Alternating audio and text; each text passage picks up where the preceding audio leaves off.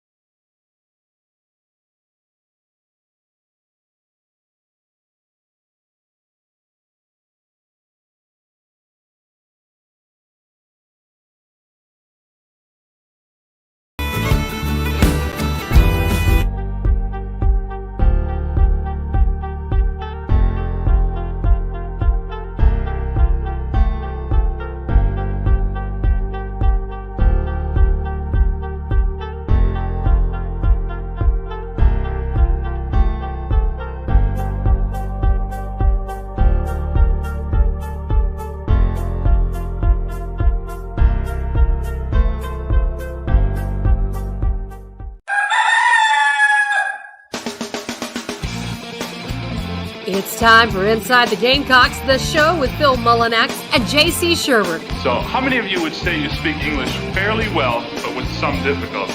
Fat, drunk, and stupid is no way to go through life, son. You play to win the game.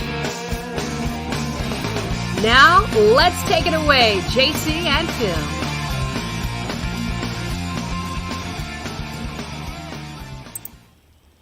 Welcome into the show, everybody. Morning. Inside the Gamecocks, the show. Good to be with everybody today on a Thursday. Nice to chat Gamecocks with each and every one of you today. And then some. Chris Phillips from the Spurs Up Show will join us. Hour number one. I think I'm going. I haven't really. I talked to him earlier today. I didn't confirm with him, but I'm pretty sure I'm going on afterward. And we'll have a lot of fun kicking around some of these things. Nana Sports chat box is already blowing up. Help Consulting Mailbag has a lot in it that we'll get to as we like to keep it interactive each and every day. I'll tell you this right now. There's some changes coming to the show that I can't announce just yet. They're good changes. You guys, I think, will be pleased. And I had a chance to get kind of a sneak peek of one of those changes, a couple of those changes earlier today. Man, I got fired up about it, Phil. So Nice. I haven't even told Phil. I had to come right here and tell you about it. So that's the deal right there.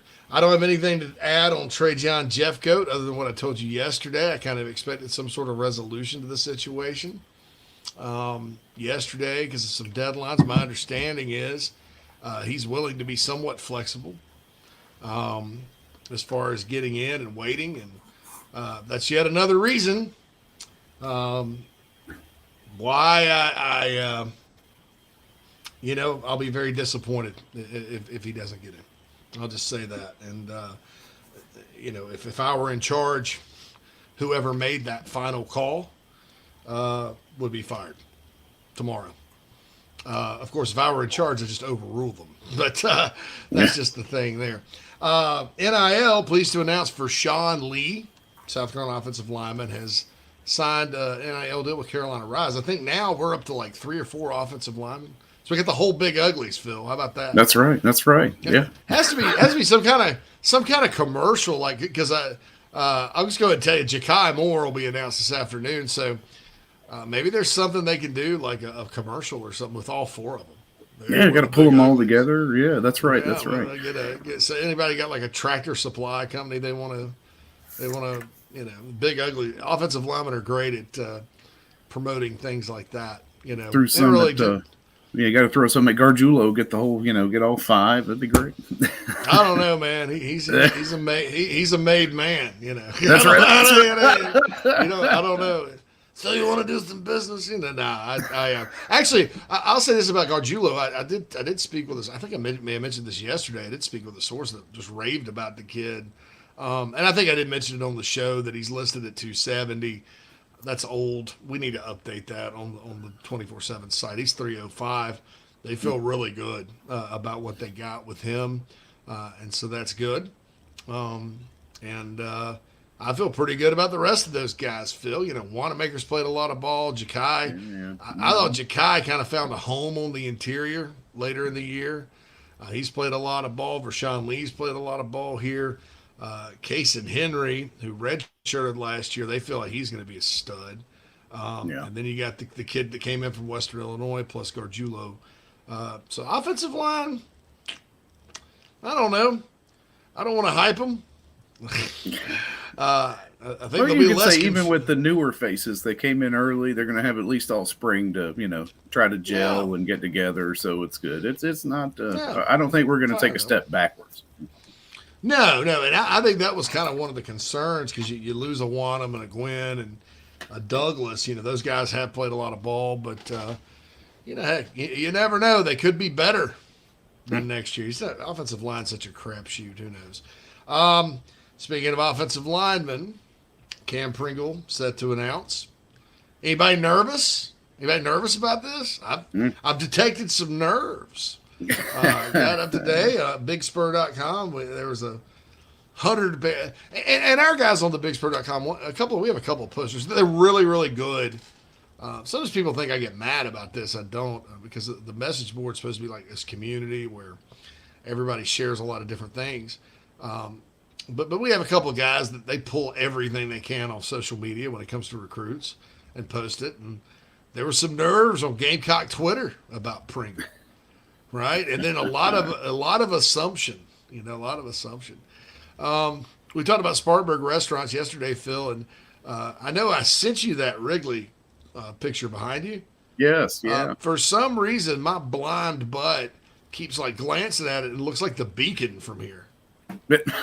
I'm hungry. I'm like, hey, give me chili cheese. Yeah, call it. That's the most famous JC from Spartanburg right there. The JC Strobel from the Beacon. Call it chili cheese. I love that guy. And then I had a bad dream about the pot of chili last night too. No, I had a dream Red almost fell into it, and I'm like, oh my god. Because at first I was like happy for him because like he'll love eating that, but I was like, wait a minute, it's probably like 200-degree chili there. No, It could hurt. Yeah. But so A I hell had of a dreams way like to that go. all the time. I had a dream Red was flying one day, like flying around the house didn't have wings. I don't know how the hell he was doing it, but flying around the house. I mean, it's kind of crazy. It's kind of crazy. The fiance is having a colonoscopy today. Oh, well, good luck. If anybody's ever prepped for that, I did when I was in my late 20s. It's not fun. So there hasn't been a lot of fun here around the house. I got to go. They give you these drugs, when you get that done, because they basically stick like I don't know if you've seen Star Wars, the very first one, that robot with the ball that sticks his head up out of the trash, the droid or whatever. They stick that up your backside, man, and it's not fun. But they give you like drugs. You like go to Hawaii for 2 hours. So I gotta pick her up later. Wait a minute. What else is going on in my life? Anyway, that's all good. Nana Sports chat box rocking and rolling today. And I did not mention this at the top of the show, and I meant to. Guess what episode number it is today, Phil? We hit 100 today, man. That's nice. We've done this 100 times. Wow, it's only getting better and bigger. And we've had some bumps in the road. I apologize about my vertigo issue, but I think now that I got that patch and I won't be going bowling without it or doing any kind of strenuous stuff where my gigantic head topples back and forth and the crystals in my ears. I guess that's what causes it gets to go. I'll be probably pretty good. But yeah, and we started this thing, and I started it kind of to fill the JB and Goldwater void. Wasn't trying to kind of replace them. It's a different kind of show. But you guys have been awesome listening and all that. And, I've enjoyed it and enjoy seeing Phil every day. For sure. Because we're buddies, and I don't get to see him. I get to see him every day for 2 hours now. So that's awesome. And all that. So getting to 100 episodes is because of you guys. Because if nobody had listened, we'd probably just been like, that didn't work. Well, that was fun. It was fun while it lasted. But, we're really, really picking up and all that. Nana Sports chat box. Boom for the chat box. Shakalaka. Austin says, congrats on 100 episodes. Thank you, Austin. Jerry says, awesome accomplishment. Danny has a question here. So with Enos going to Arkansas, it seems like it could help with Harbor. It could, but the draw there is close to home, somewhat with their track program and Loxley and, just staying at home. But I've never really thought Maryland. I mean, Maryland is a dark horse for sure for this kid, but I've never really thought Maryland was one of his top schools. I think, okay, so he did go to a Maryland basketball game, but guess who was with him? Big Tree. Where's Big Tree going? South Carolina. So, I don't know that that's been a problem. I also talked to someone the other day that has some connections with Under Armour and said that Kevin Plank is not recruiting for Maryland. He was asked because he was at the game to meet with some folks. So, and I believe this person too. So I'll clear that up right now if people want to blame Kevin Plank. Now, do I think South Carolina at some point should explore moving to Nike or Jumpman? Yes. Has nothing to do with that contract. I just, I don't want to sit here and blame the dude or people have, getting mad at the guy when he hadn't done anything wrong. Jared says, happy hundo. Saunders says, what will Loxley do at OC now? Don't know. It's interesting because Enos is a good OC. I mean, Enos helped the Philadelphia Eagles design their RPO game they use with Jalen Hurts. And last I checked, the Eagles are doing pretty good. By the way, the NFC semis, wow. Take me back to the old school. Yeah, you got three NFC East teams that hate each other. It's still in the mix, and the 49ers. Dallas, San Francisco was like the NFC Championship game when I was a kid for like 3 straight years, and then the Eagles and Giants. Oh my God! Yep, it's crazy, man. This is like throwback. I know. Those two, those fan bases. Oh God, they hate each other. So that's going to be just fun. A lonely Washington fan over here having to watch the whole damn thing unfold in front of me. Yeah, you guys are the Commanders were the odd man out this year. That's right. That's right. We had a shot, just couldn't win. You got to win the games. Yeah. Brian says, morning, fellas. Baseball question: will Stone Blanton contribute this year? Probably not. Based on my conversations with Whittle and things like that, and a lot of times these football guys come in and they're baseball guys too, but those cats that work on baseball year round, tend to have a leg up. I think you got to be very, very special to have success with both. And like Clint adds, I don't think Stone is planning on playing this season. I would say think on that because I haven't confirmed it with him or anybody, but that is the word. Sean says, what's this talk about Pringle in Florida, Georgia? I don't know, man. I don't know. He's an elite talent. You know how these things go sometimes. Nah, I'm just kidding. I like where South Carolina stands. I really, really do. There's no guarantees. There's never any guarantee when it comes to recruiting. But I like where the Gamecocks stand. So I'm not going to. Everybody's like nervous. Oh my God, I can't believe he said that. You just scare everybody on this episode. Chris says, good morning, clowns. Good morning. Saunders says, Clint's that because of the shoulder stuff, or is he trying to focus on football? 2 sports tough in college. Well, Stone has a chance to start. I don't know he asked Clint, not me, but Stone has a chance to start next year in football. He needs to get faster. Don't get me wrong. He needs to get more comfortable with the defense, which is perhaps more important. Payne says congrats on hitting the century mark. Joey says should ask Chris Phillips his thoughts on Mark Ryan since I believe he goes on his show. So does Brad Crawford. Not going to get into it. Yeah. Not on this show. I've given that dude enough airtime, Mark Ryan. Anyway. Brendan Nation's Gamecock Mark says, any news on this NIL thing that Kornblut tweeted about a few days ago? I don't have much to add from what Phil reported, but I do think this is going to be really good for South Carolina. Take it from someone who's been in the middle of all this. I do think this is going to be a good deal for the Gamecocks. And for Carolina Rise, and for Garnet Trust, and for everybody else. I think that's the deal there. Change to the show, number 1, Phil with hair. Big Slamma Jamma said that. I don't know. I need to get Phil one of these Carolina Rise beanies, but it's been a long time since Phil's had hair. By the way, did it snow down there, Phil? Not here. It's just it's been miserable, JC. It's just that cold rain, that that 40 to 50, 40 to low 50 degree wet is not fun, but yeah, that's kind of Seattle weather there. Yeah, my little one was like, is it gonna snow? I'm like, well, we got another month or two. It's like this. It's like, yeah. There's always that 1 week in March down south that's bitterly cold.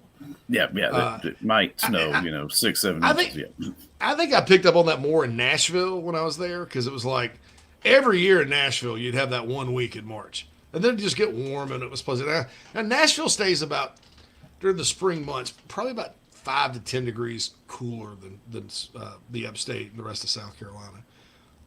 Nothing like here, where the whole time I've been here, it's kind of chilly even at night, Phil, until like it's in the 40s at night in May here.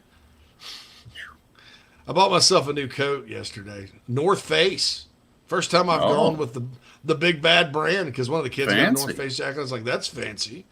I never thought I'd be wearing a North Face anything, but it was pretty cool. But anyway, so up here, June 1st exactly, it turns warm. Exactly, June 1st, every single time, clock, right?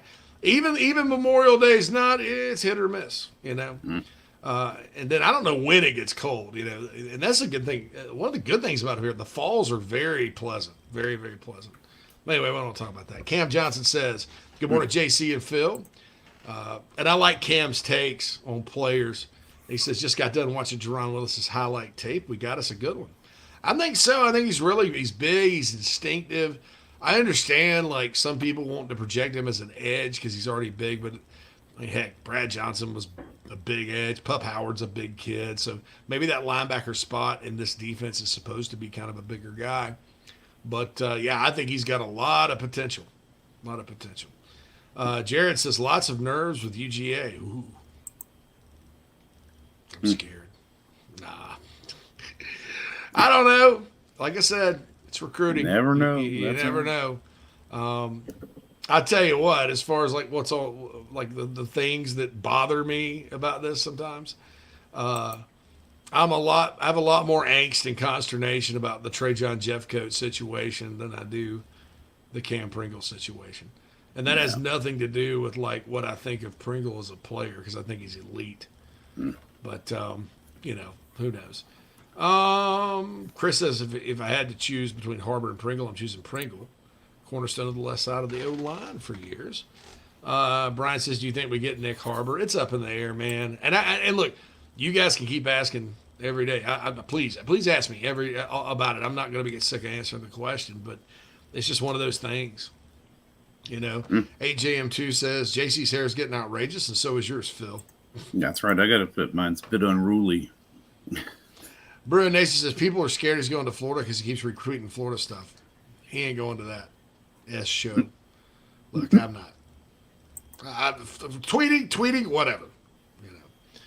8JM2 says the prep for a colonoscopy is the worst part. J76 says, JC, what in the hair is going on, my man? Yeah, it's a little nuts today, isn't it? I got up this morning, man. I've been mailing magnets and koozies and stuff and trying to get on Big Spur. all that good stuff, and answer questions, which is all that. But, so I didn't have time. I basically sprinted back there at 5 till the top of the show and threw a visor on. I had a beanie I was going to wear that covered this monstrosity up, but then I was like, oh, well. You see, when it gets like this, Phil, people ask me if that's my real hair. See, it's grown back all nice, thick, full. I mean, I don't, so when I shaved my head like the first time, it's been many times, everybody's like, well, you're in your 40s, it may not grow back. And I'm like,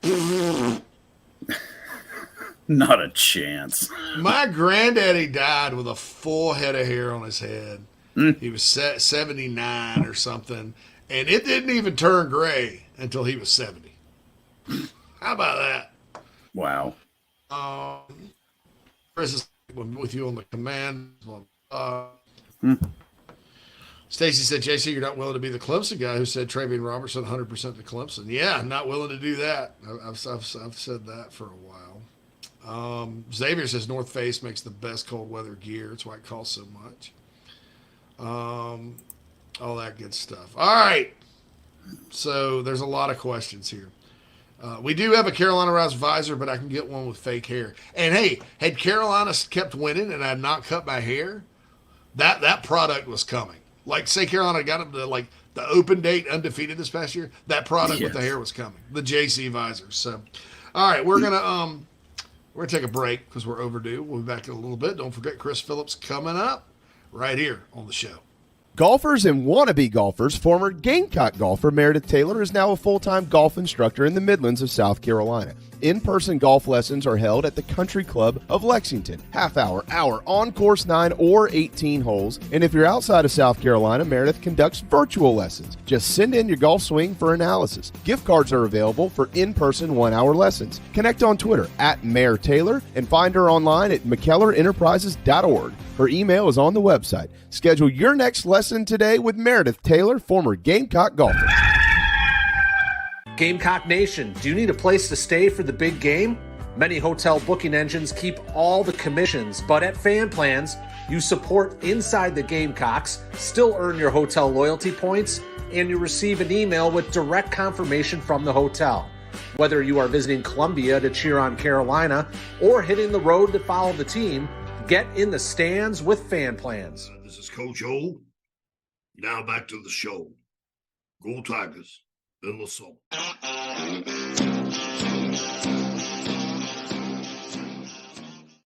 Welcome back to Inside the Gamecocks, the show, everybody. We are presented to you by Express Sunrooms of Columbia. Give John Barber and his team a call at 803-446-4662 to set up a no-obligation consultation about a potential backyard retreat for your home. And the first hour of the show, as always, is brought to you by Cindy Searfoss and the Coldwell Banker Kane Realty team here in the Upstate. Give Cindy a call for all your Upstate residential real estate needs, 864-414-5271. All right. And we made it to 100 episodes, JC. I can't believe it. It's just been overwhelmingly positive. Could have been like a commemorative video, with some sappy song. Right. Like Friends Are Friends Forever. I don't know. Michael W. Or I don't know. I was going to say Boys to Men, but that's the end of the road. We're not even. Right. That's sending the wrong message here. Everybody, you want to make people scared. We're really just getting started. By the way, if you go to now, it's not 100% up. It's functional, but it's not something I'm out promoting on social media. But I'll promote it to our audience. You guys that want to buy, I get asked T-shirts, Inside the Gamecocks T-shirts, Big Spur T-shirts. Krager asked about that yesterday. Carolina Rise gear is there too. InsideTheGamecocks.com is now going to be Inside the Gamecocks, the store. And we got that. We got Find a Damn Way. We got the Dowell Login shirts. A portion of everything we sell will go to Carolina Rise. 100% of the proceeds for what we sell in that store of the Carolina Rise specific gear goes back to the players. So, we're not trying to get rich off the store. I think our boy Chris Phillips, who's going to join us here in about 5 or 6 minutes, he's kind of got the corner market on the podcast gear thing. But I have had some requests about, big Spurs stuff, ITG stuff, Dowell Logger stuff, whatever we're branding. And I felt, because I had the old Carolina Rise site that I needed to do something with when we got it redesigned or whatever. And so that's what we're doing with that. So check that out. InsideTheGamecocks.com is the Inside the Gamecocks, the store. Jaffaler watched the Georgia 2014 game. Secondary was awful. Amazing they won. Yeah, Georgia couldn't stop the Gamecocks. And then I think that's one play call in his life Mike Bobo would like to have back. But people criticize him for it because he threw it when they were running up Carolina's butt. But the guy was wide open. I mean, the guy was, Hudson Mason one-hopped it out there because one of the guys, one of the Dixon boys got after him, in that game. But that was a heck of a game. Second time I can remember 3:30 kickoff on CBS with Georgia, Carolina, and there was a weather delay. That also happened in 2002. I was in West Upper and got drenched. And that 0-2 game was it was so disappointing, the outcome of it. But that 0-2 game was we're trying to get down. And it's shoot, let's just stay here and hope we don't get struck by lightning because we couldn't go anywhere. We're already wet anyway. Joey says, any idea of when the 2024 commits will announce? Thought I saw you had 2 silents. Yes, you do. Good players. What I was told directly was heading out of February, there's going to be a lot of people talking about 2024 recruiting. So my guess is that's kind of the time frame. Specifically, these kids hadn't said. So it could be at any time. Michael Cooper from the Lakers chimes in. Remember Michael Cooper from the LA Lakers? Great shooter. With Browse leaving Arkansas, do you see Rocket Sanders maybe hitting the portal? I don't. This was something I thought about just for a few seconds. I was like, well, that would be interesting, but I don't know. I don't see it.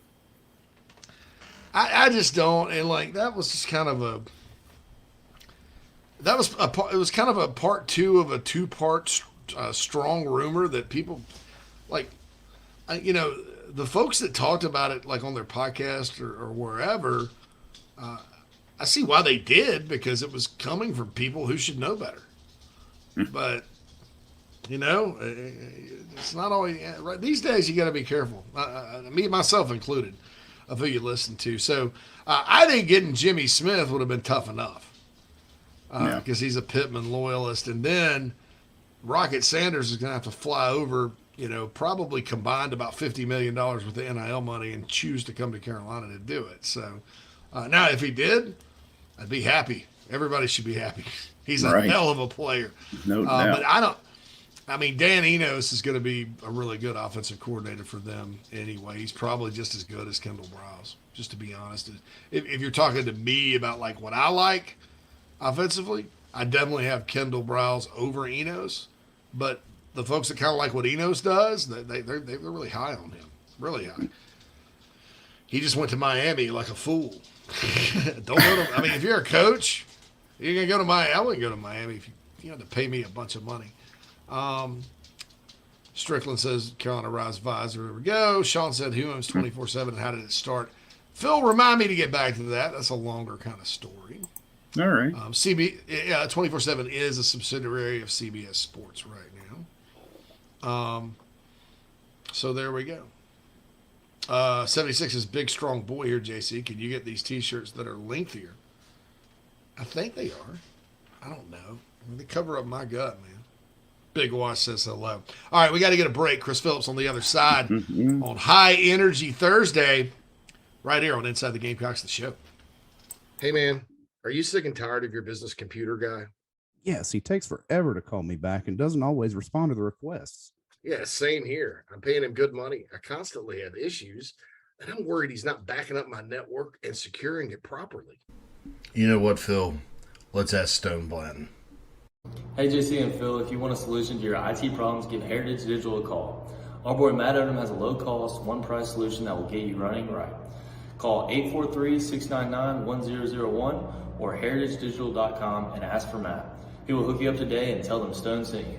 If you're looking to sell or buy multifamily property right here in South Carolina, the Burgesson team of RE/MAX at the Lake can help you get to closing fast and easy. Adam and Derek Burgesson both are very proud Gamecocks and are more than happy to assist you with any of your commercial real estate needs all across the state. You can email Adam at aburgesson@remax.net. That's ABERGESON at remax.net to get your next deal underway. The Burgesson team, proud sponsors of Inside the Gamecocks.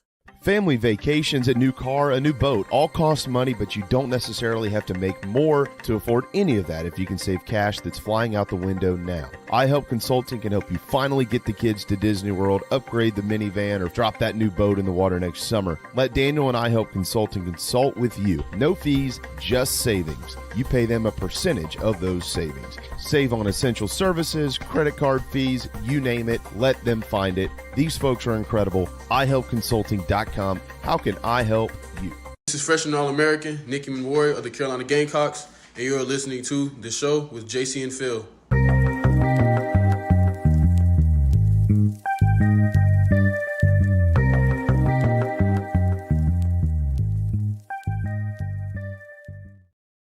Welcome back, everybody. Inside the Gamecocks, the show presented to you by Express Sunrooms in Columbia. The first hour of the show is brought to you by the Coldwell Banker Kane Realty Team and Cindy Searfalls here in the Upstate.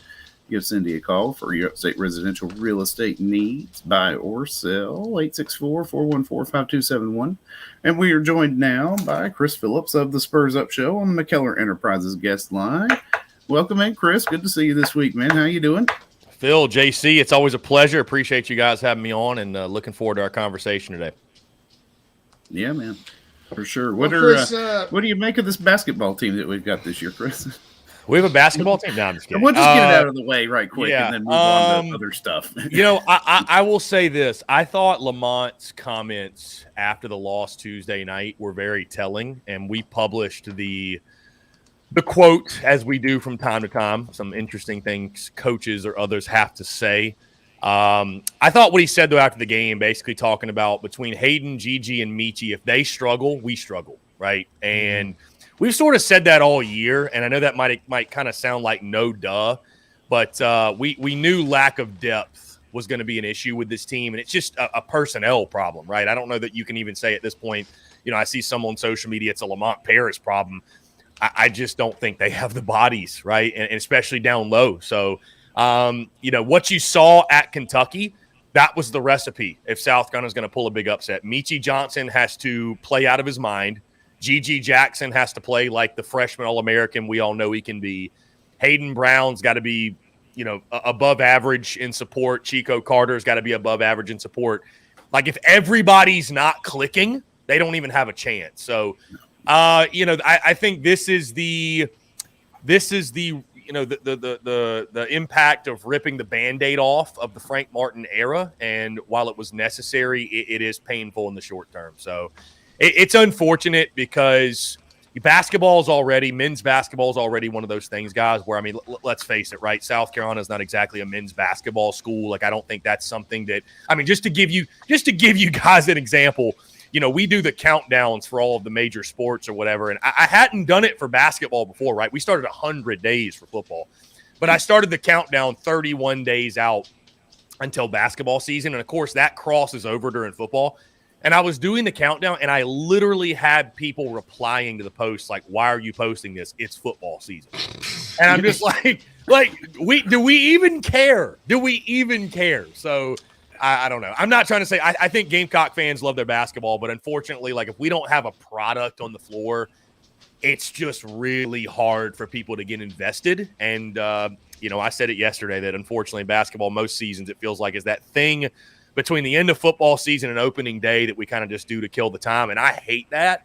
But, that's what Lamont Paris is working to change. So year one or year zero, as I've labeled it before, man, it is what it is. And unfortunately, I just think we're shorthanded. And, I think this team will probably provide us 2 or 3 more big, crazy upsets or just, games where they show us a sign of life. But yeah, over the long haul, guys, I think this is probably a 3, maybe 4 win SEC team at best. Yeah, it just doesn't. And you're right. And those 3 guys, Michi, Gigi, of course, is a really good player, but that's just and then Hayden Brown, those are good players, but I mean, they don't have post guys. Yeah. I still think I haven't given up completely on Josh Gray yet. I think Hank and Sanford's going to be pretty good in time. Osmond Verdonk is verdonkulous, Hey, that was coming, guys. Yeah. I just Chico Carter does some nice things. It's just it is, and it was an interesting comment he made to Mike Morgan when he said I should have hit the portal harder, and that kind of made me scratch my head a little bit. I'm like, the whole roster left. I mean, you didn't want to hit the portal, or but hey. You live and you learn and all that. NIL in college basketball, men's college basketball, people think it's weird in football and baseball. It's insane. Yeah. Insane in men's college basketball. Not to turn the questions back on you guys on your own show, but I mean, are we certain G.G. Jackson's one and done? I mean, I've been convinced this entire time that he is, but and I think, you're seeing the impact of you're asking a 17-year-old to carry your team. But I don't know, you watch his game and I'm like, would another year in college hurt him, like, to develop? I mean, I don't know. I don't know. It's interesting. Certain he's gone. I mean, I guess that's my question. Yeah, I mean, I asked the same question, I think, last week and just kind of threw it out there. Is he a lottery pick? And then he's still projected as such. I think that's really the key, Chris, is if he projects as a lottery pick in the draft, he goes this year. I mean, that way you go with the devil in the current NBA, CBA, if you will, and not have to worry about, going through that transition and what might happen, for contracts moving forward. If you hold out another year, is my understanding, one of the reasons why he reclassified anyway to come into this season. But then that's kind of incongruous with what he says, though. It was like stay at home, be an Asia Wilson character, help build this program. So, I just think, I think it all revolves around whether or not they think he's going to be a lottery pick. And if he is, then thanks, Gigi. Had fun. We'll see you later. See, I think it's first round, because the money's still there. But I don't see him coming back to South Carolina next year regardless. Yeah. I mean, I feel like the entire reason he reclassified was to get to the league. Get to the league quicker. Yeah. But Phil does bring up a great point about the CBA and all that with them. So, and for that reason, I agree completely with Phil that there's motivation for him to go ahead and make that jump. Trajan Jeffcoat situation, I can't say too much about it. I told the audience that, Chris. But, the more I hear about it, the more, I don't know what the outcome's going to be here. But the more I hear about it, the more and I don't even know if we'll all know who to blame, because there's still people that want to go burn down the admissions office, which, hey, sometimes, the admissions office has deserved a little bit of criticism, right? Right. That's not in this situation. So, man, the more I hear about it, the more I'm like, if he does not get into South Carolina, something is bad wrong with fairness, justice, if you will, the decisions that universities make, all of that, all of that, because it's, I've got the details on it, can't share it, but, let's just say that this shouldn't even be in question. Right. Yeah. Yeah, it's a tough situation, and I feel for Jeffcoat too, because I mean he leaves a steady situation in Mizzou, and now his future. His future's up in the air. I mean, to your point, I know we're all thinking about us, but yeah, it's the kid. It's a tough situation. He's victim in all this, Chris, I think. I mean, I feel bad for him at this point. I mean, Carolina, they can always go try to scrape it together and find another player or move somebody. Who knows if Desmond and Montague Raines may be stars as freshmen like the two safeties next year. I mean, there's a way Carolina can get, but with Trajan Jeffcoat, I mean, doing this to this kid, man, it just it's unfortunate. So I hope they get it resolved. But at the same time, they may not. So I'll say that here. But yeah, you're absolutely right about that. Yeah. Yeah, it is a tough situation. So I mean, again, the Gamecocks will be fine. They'll cover their bases. They could just go snag somebody else from the portal, or like you said, depend on one of their young guys. But yeah, I just think about Jeffcoat. I don't know how that situation's going to play out for him. And yeah, I mean, obviously fingers crossed it works out. Absolutely. So there's a big recruiting decision coming up this weekend for 2024. Cam Pringle. And so kind of a smaller picture and a bigger picture question here. So smaller picture wise, heck of a player, right? I think getting a franchise offensive tackle in any class is special. I think Carolina could obviously is trending towards getting two if they get Pringle and then Josiah Thompson. But I think short term, that is a huge recruiting win.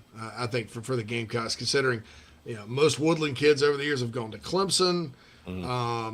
He's got an offer list. Name your school across college football that wants him.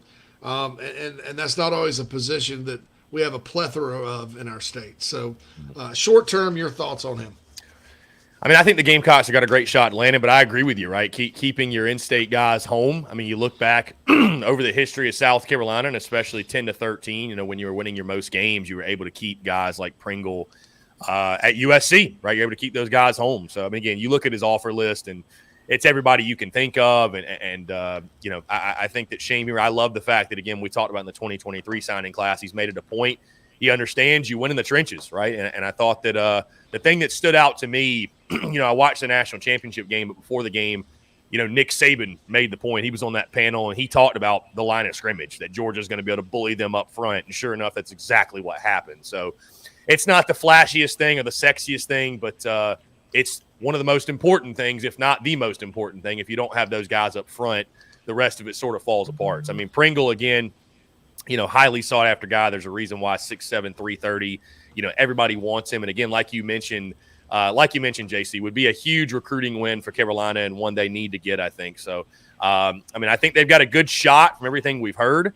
And what a start to the 2024 class. I know they got a couple other guys, but what a cornerstone piece of the class that would be. And it'd be just another notch for Beamer, right, as he continues to build the program. And I know they want to continue to elevate recruiting and take it to the next level. So Pringle would be a huge piece of that. Yeah, it starts in state, man. And you start thinking about it along. The 2022 class, Beamer's first full class, obviously disappointing losing Antonio Williams at the end there. Adam Randall was already committed to Clemson. But you look at that in-state class, Nick Emenware, DQ Smith, Xavier Short, and I think Kylie Horton. At least two of those guys have panned out. Well, then go to 2023, and I think Carolina signed everybody that they wanted from the top, except, and I think it's debatable how high he was on Carolina's board, but the kid from Oceanside, or Monroe Freeling, who went to Georgia, the offensive tackle there. And I'll tell you this right now, Monroe Freeling's a good prospect, but he's not Josiah Thompson or Cam Pringle, I'll tell you that right now. But, so it's starting to be, when you look at just the recruiting and the top players or whatever, Chris, it does look like it's trending back to kind of where Spurrier had it. Muschamp signed guys in state, don't get me wrong. But did he kind of mop up in state? I don't know. I wouldn't have said that. But, I think starting to get just about everybody. Yeah. Yeah. I was going to say, I think to your point, Will Muschamp, and I mean, not to take anything away, although I don't think many people would care if I did, but, realistically, I think Muschamp and company, I think they were beneficiaries of Clem Sucks not having to recruit in state. I mean, they were just going and getting the 25 best of whoever they wanted. Number one player from Ohio, number one player from Alabama, right? They didn't have to recruit in state. And so I think you saw us kind of picking up all those in-state guys. And again, that's not taking anything away, but I think the dynamic was a little bit different. I was going to make this point in regards to in-state recruiting because I got a buddy of mine that actually works on the staff at the University of Georgia, and he does some stuff with recruiting, whatever. I mean, he's right in there in the trenches with Kirby and those guys. But I asked him a couple of years ago about recruiting. And also, by the way, this is a total side note, but he was at Georgia when Shane was there, and he loves Beamer, thinks he's going to do great things at Carolina. But anyways, I asked him about recruiting. I was like, how important really is putting up a fence around the home state and, because everybody makes such a big deal out of that. He's like, it's a big deal, especially in the state of Georgia, right? There's so many good players. But he's like, our goal in recruiting is go get the best 25 guys. We don't care where they're from.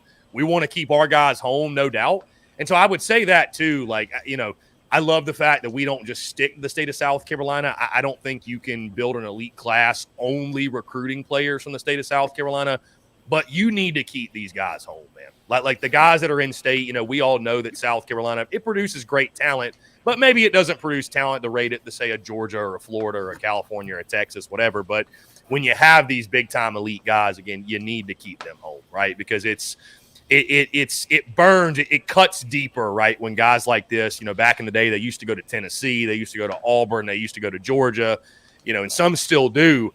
And then you're playing those guys and they're beating you, and it's just like, man, like it hurts worse. You know what I'm saying? So keeping these guys home, continuing to build your brand in the state, it's not everything, but I think it is massively important. So, and it starts with the 24 class with a guy like a Pringle and Thompson, if you will. So. Yeah, the 2023 class, 6 guys from South Carolina. You mentioned Georgia, and that's interesting because Georgia's always going to be important for the Gamecocks because you think about the history of the program. Sterling Sharp, Georgia. Connor Shaw, Georgia. George Rogers, Georgia. Recently, J.J. Enigbare and Kevin Harris, they're from Georgia. Lots of Josh Vance from Georgia. They've always kind of gotten, good players out of there. I think there's a tier you have to hit. I don't think it's realistic to go in there and beat the Bulldogs on a lot of guys right now, and really ever.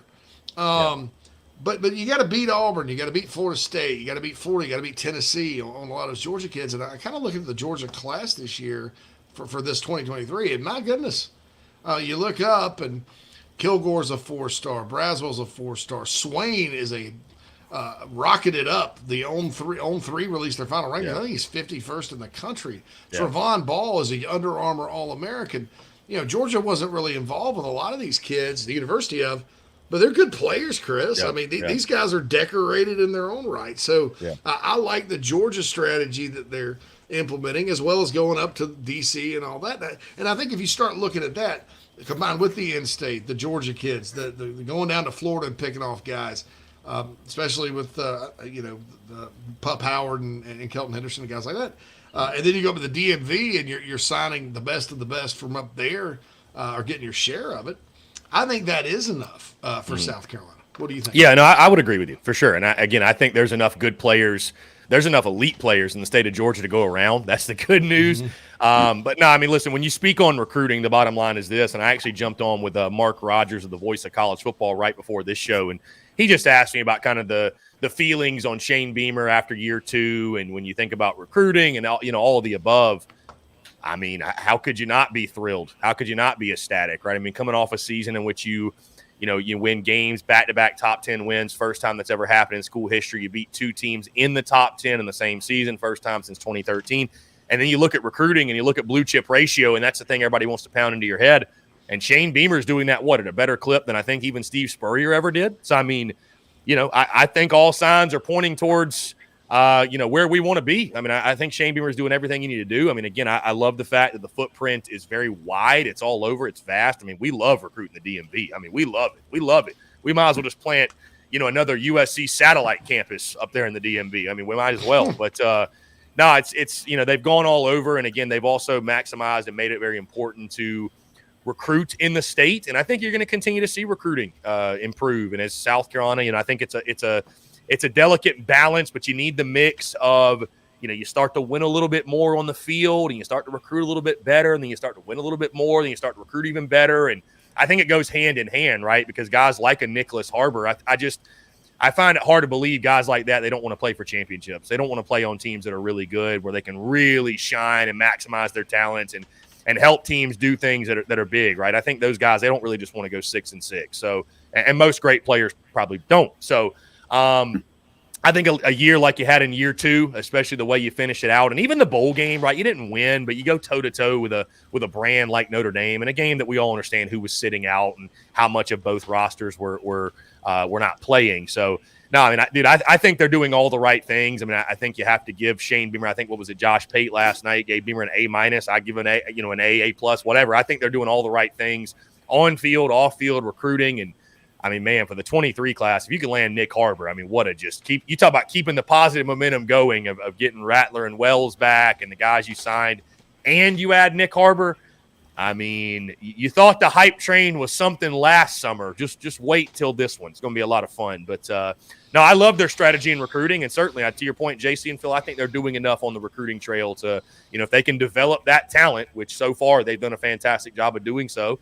Why not? South Carolina's going to continue to climb up, win more games, and before you know it, hopefully we're seeing the Gamecocks in Atlanta in a few years. Yeah, I kind of look at it. I do think that for this particular season, edge or defensive end, I don't know why we started calling it edge. Who decided that? Who decided to start calling it edge? I have no idea. Edge. I mean, I think of you. I think of you too. I'm like, well, he's an edge, and he's a Bono, and he's an Adam Mullen. I mean, come on. But I don't know. But the edge. So edge or D end or whatever. I think South Carolina. That is a concern. I think Umi Azulu and Rames are really good prospects. They're going to be really good in time, but they're freshmen.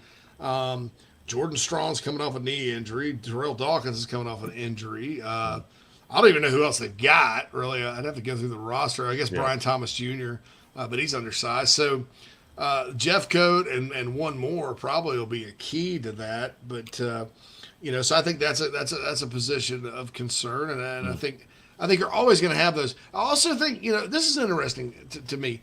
Half the people that I talk to go, running back is god-awful.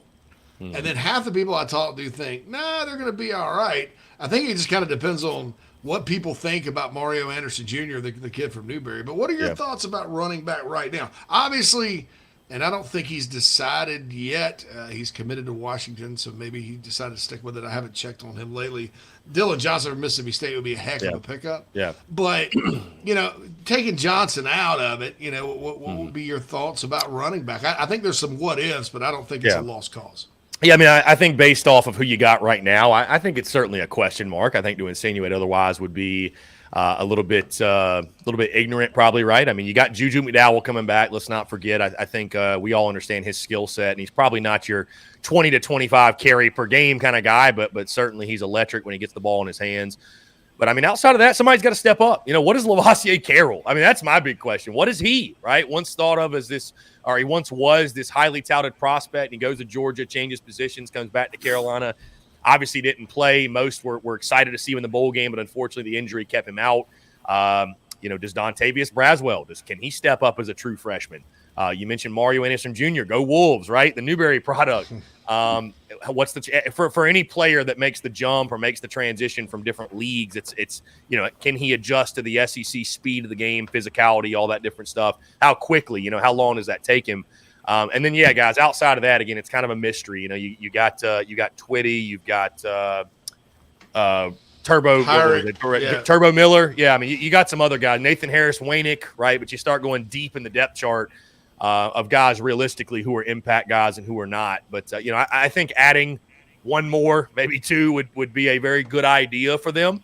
I mean, it's a mystery right now for sure. I mean, if it came down to, hey, why not put DeCarrion Joyner back there? I'm just going to go ahead and throw that out there. It's not a bad idea. I mean, it's not the worst idea, right? But no, realistically, if you can add a Johnson or somebody else, I think you'd be wise to do so, because certainly that position is a position of of somewhat concern and if nothing else, uncertainty heading into the year.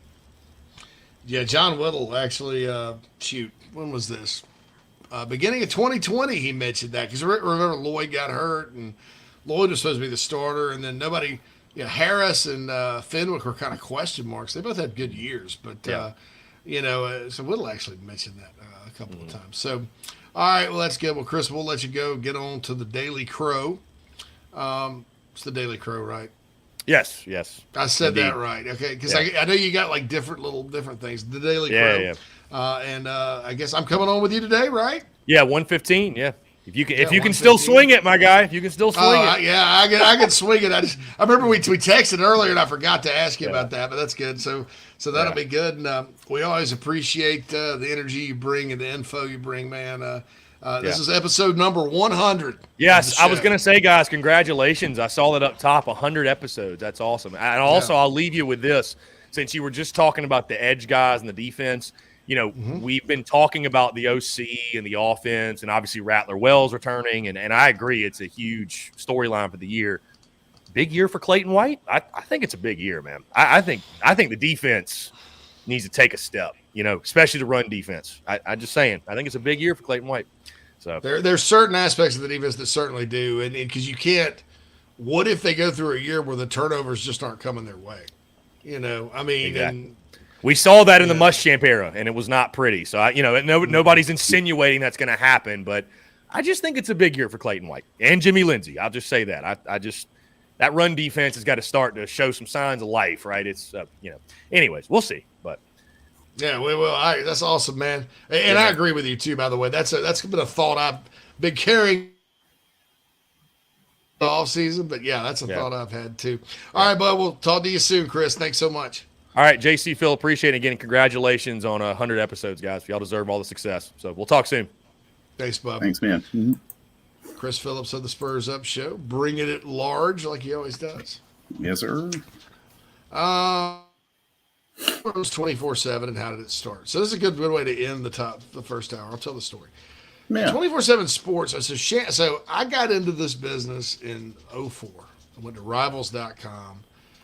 Shannon Terry was the CEO. Worked for them for about 3 years in their national office in Nashville. Then I went to ESPN. Rivals sold to Yahoo. Shannon got out, and then Shannon got back in because the business at that time was a little stagnant and stale. And how are you going to do this and how are you going to play it? And it was basically kind of a technology play from the standpoint of we were looking like things like Crystal Ball and recruiter rankings and 24/7 Sports Composite. Those were all things that were new and specific to 24/7. And so the Big Spur went with 24/7. I went with 24/7, worked in Nashville again for 4 years. And then they built it back up. I kind of retired from the national recruiting, national office thing and went back to South Carolina, just doing Big Spur and stuff then. And then they sold it to CBS. Well, I don't know, I think there's enough different about On 3 to where I understand the play. I haven't talked to Shannon specifically about what that is. But people that work there seem to be all right with it. And just from a consumer standpoint, they're kind of into NIL a lot. They have that valuation thing.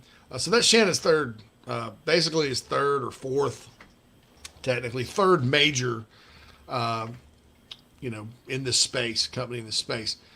So CBS owns 24/7 Sports now, but that's how it started and got going. Now the BigSpur.com is owned by myself and Tony Morrell. We partner with CBS, so we're not CBS employees. So we actually own our own site, and then franchise. It was like a franchise. Like we got the McDowell's franchise. We got the Big Mac. We got the Big Mick. 76 says he wouldn't mind having Jumpman. Phil Don Staley's working behind the scenes. I think Don Staley would be a big part of it. Saunders says, go watch the 2014 Auburn game. Still one of the best called games Spurs ever had. He had zero confidence in the defense. Went for it on fourth down. Yeah, and look, don't think for a minute, Ellis Johnson was the DC for Auburn that year. Don't think for a minute that, Spurrier dialing up plays every single practice because, he acted like it was a game anyway. I mean, he took that seriously. Don't think that he kind of remembered some of those tendencies, which is why that loss to Tennessee in 2013 was so ridiculous. Because you win that one, you go to Atlanta, and then you luck out and get to play Auburn and that defense.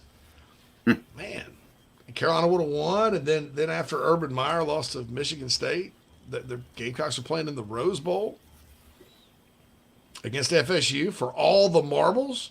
For everything. What could have been. Try not to think about what might have been. It's a sad song. I got a story about that song, too. Connor says he'll never forget us beating Vandy by 14 in Nashville. He says, we have the voters fooled because we beat Georgia, but we aren't a good football team. Dylan says, any smoke from Trayon Bridges from East LA Junior College? There's smoke, but I don't know if anything's coming from it right now. I haven't heard his name. Brian says, which scenario do you think would show more progress in the SEC next season? 5-3 with a win over Georgia, or 7-1 and second in the East? 7-1. And that's not to say that Georgia's going to be able to just reload and be good again. But, man, I don't think Carolina's ever been 7-1 in the SEC. So, no, I mean, not even in your best years, you've dropped 2 games. Now, look, I'll say this. The big wins help you more than, iffy losses hurt you. Like the loss to Arkansas, even though they finished 6-6, doesn't hurt you as much as the win over Tennessee and the win over Clemson helped you. So that's a question there. An evil bougie said, non sequitur question, is Sam Pittman on thin ice in Arkansas or something? There seems to be rumblings about his job security after a mediocre season, but I view him as Arkansas' Shane, so I want him to succeed. I haven't heard anything about him being on the hot seat. I think there's been a lot of transition at Arkansas this offseason. And he'll go from there now. Well, it's how you respond, I think, in Pittman's case. And I know, the fans are upset, but I don't think anybody inside the building has got daggers for him or anything. But, he's listen, he's going to put it together. He's going to put a team together. He's going to field a team that'll, compete as well as they can against that gauntlet of a schedule that they have. I don't know what their, out of conference looks like this year, but if it's anything like last year, then they'll be, playing a game in Ann Arbor and.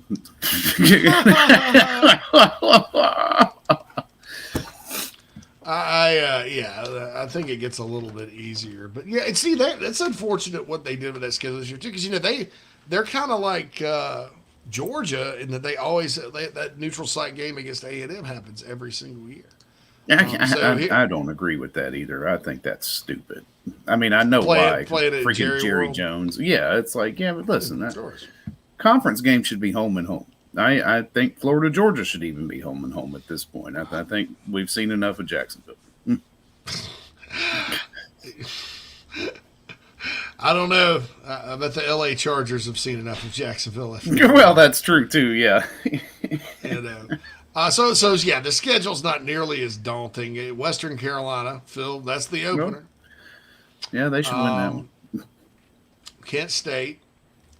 Kent State lost their head coach. He's the OC at Colorado now. BYU. And then at LSU LSU game's early. That's usually later in the year. And they got A&M, at Ole Miss, at Alabama. Good God. I know. Mississippi State. Then they're off. Then they go at Florida. Then Auburn comes to town. And then they wrap it up with the Florida International Panthers in Missouri at Donald W. Reynolds Razorback Stadium. So that's cool. And this thing says Western Carolina here, but also it says War Memorial Stadium, Laramie, Wyoming. I'm wondering if that's, I don't know. Anyway, so that's the Arkansas football schedule for next year. But, man, we talked Arkansas we talked about Arkansas for like 20 minutes yesterday. So, thanks for your question from the Nana Sports chat box. Anyway, we'll be right back after these messages on the show. Just as your State Farm agent combines good neighbor service with surprisingly great rates, you can combine your home, auto, life, or small business insurance with Tony Pope State Farm Insurance today. And guess what you'll get?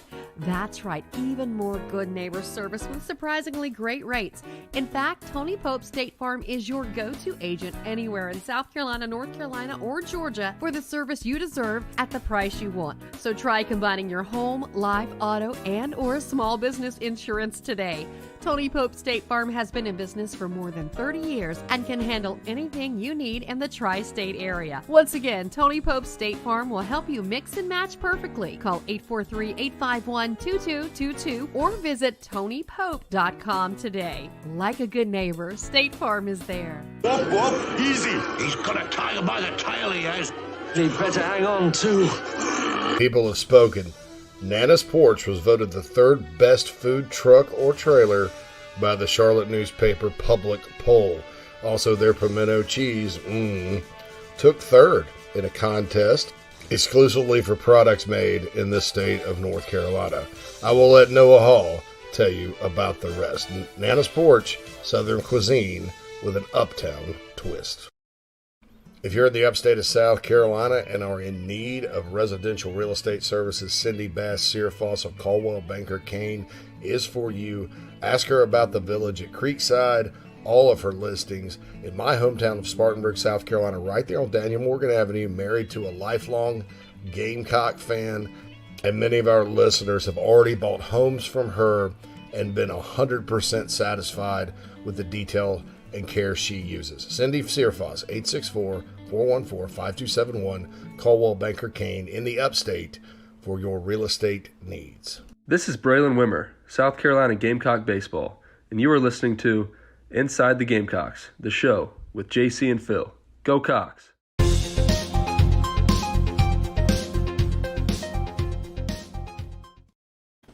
Welcome back to Inside the Gamecocks, the show, everybody. Show is presented to you by Express Sunrooms in Columbia. We are getting some feedback, JC, from somewhere. It's coming from me. It's my headset. It just went dead. It's a Bluetooth, and I'm trying to get it to reconnect. Oh, you're good. Hang on. You get Phil in stereo. Yeah, well, just we can mute my mic here for a second. I'll just mute my mic. There we are. All right, so we got everything going from Express Sunrooms in Columbia is who presents the show. John Barber and his team be happy to field any questions you have at 803-446-4662 about enclosing a patio or porch. Also, would love to talk to you about a potential backyard retreat for your home. Second hour of the show is as of yet not sponsored. So, Gamecock businesses, give us a call. No, actually, yeah, soon. That's true. Yeah, we got a lot of things in the works, JC. It's our 100th episode, and we're right on the precipice of really just expanding this and making it more and more. Hopefully everybody will follow us just as solidly as you have been. We can't thank everybody enough for being there with us. I know a lot of you from day one. See a lot of the same names in the award-winning Nana Sports chat box. And, of course, we are eternally grateful to you all and anyone who downloads and listens on any platform. Absolutely, yeah. And the podcasting part of it has a lot of listeners. So there's winners and losers from the portal, and we were just talking about Arkansas. Oh, South Carolina's mentioned. And I disagree with this completely. I don't think South Carolina's been a loser from the portal. I guess if you go by their rankings, which are a work in progress, that, you know,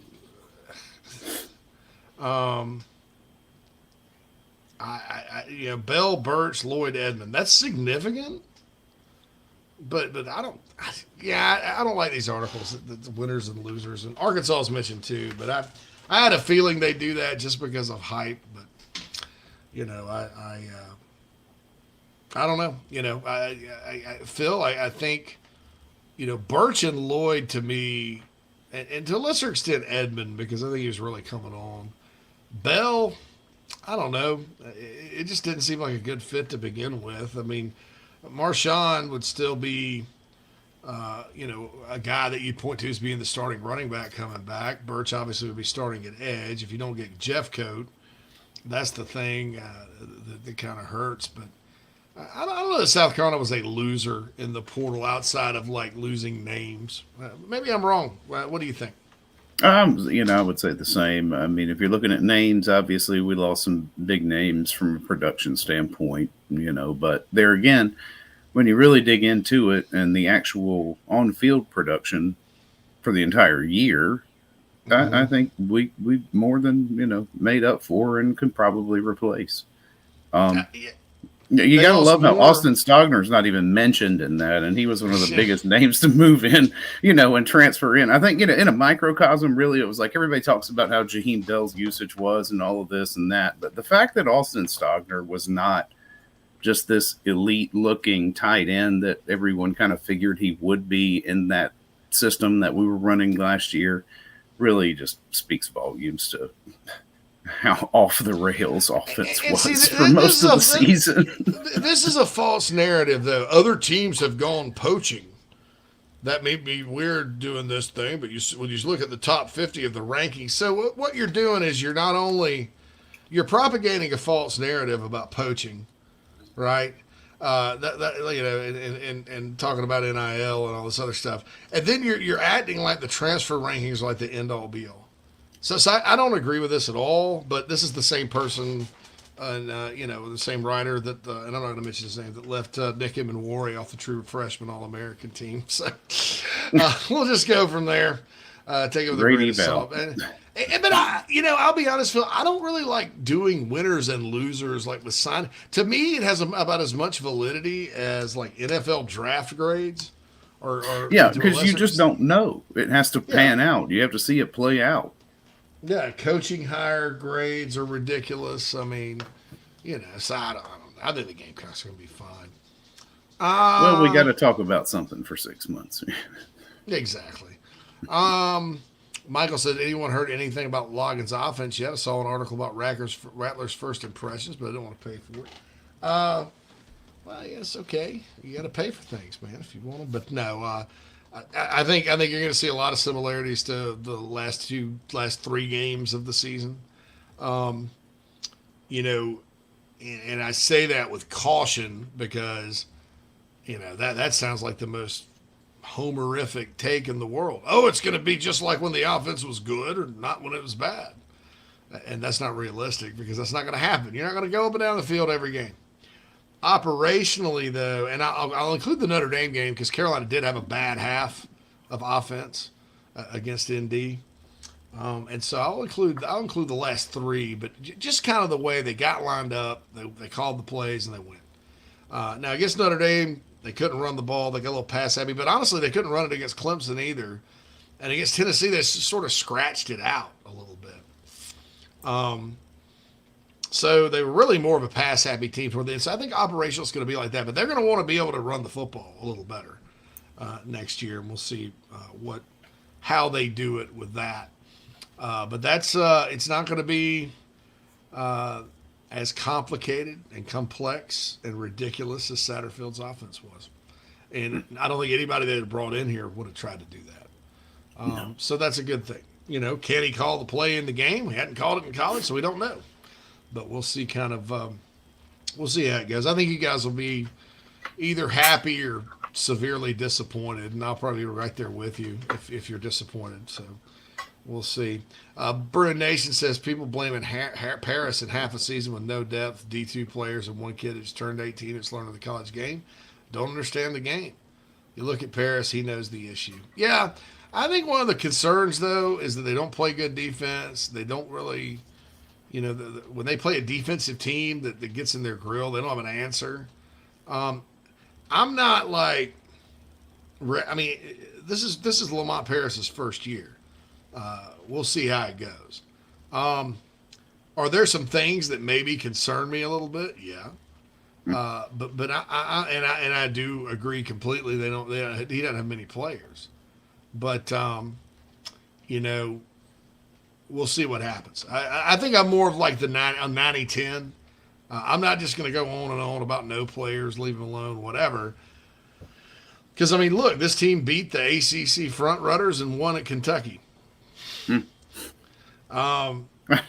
It's nuts. the improbability of the wins this year is crazy. And sometimes it looks like a complete dumpster fire. So is that coaching? Is that just inconsistent players? I don't know. But I'm not ready to fire. You're not firing. You got to give them a shot, man. You got to try to build something. So that's the deal there. Clint says Gigi should have stayed in high school, gone to USNC. Probably would have been better off. Gigi's still a 17-year-old kid. Bruin says people wanted to give Frank a lifetime contract to continually miss postseason, but ready to fire Paris in year 1 of doing the same thing with 5 times less talent. I don't know. Frank, I thought Frank didn't have any talent. I just play a devil's advocate here. Some people out there were like, Frank couldn't recruit. Seems to me like, okay, Frank could recruit, but more importantly, Frank could coach and coach his ass off and keep the thing from sinking. I don't think Lamont Paris is a fourth of the floor basketball X's and O's coach Frank Martin is. But I also don't think many people are. Okay? That doesn't mean he can't win here. He's just got to win a different way and get players. Now, recruiting-wise, it's scary if you think about it because, look, man, NIL as big as it is in football now, and it's getting bigger, unfortunately, basketball is like 3 years ahead of it. So that's the deal there. So that's that. I mean, that's the thing right there. So I don't know how he's going to recruit. I'm wondering about him being able to get enough talent in to do it. Now with Frank Martin, you know, he had a nice habit of finding guys. And they were just good enough to get to that 17, 18 win mark and all that. So, you know, but I'm not throwing Lamont Paris under the bus. I'm just saying, you know, look, some of this stuff, you know, a lot of folks, you know, were saying one thing last year, now they're saying another. How about that? I'll get off basketball for a minute, though. Frank's in the chat box, Frank Machia. Mizzou sabotage. Mizzou sabotage. Bruin says if it's year 3, we look bad, not making a move in the right direction. I say we move on. But no one with any common sense or basketball knowledge can blame this season on Paris. I'm not. There's just at all. I'm just saying there's sometimes they don't look well coached. But we're also used to seeing them being pretty damn well coached, right? Under Martin. Everybody's like, Martin can't coach. That wasn't true. That wasn't true. Yeah, I never got that criticism of Frank. It was just, you know, I mean, my whole take on that was, well, sometimes his defense specifically hard to execute. That requires a lot of thought. And he yelled and screamed and cussed. That was it. Yep. Yeah, and you didn't like him because he was a mad-looking guy on the sideline. He was, yeah.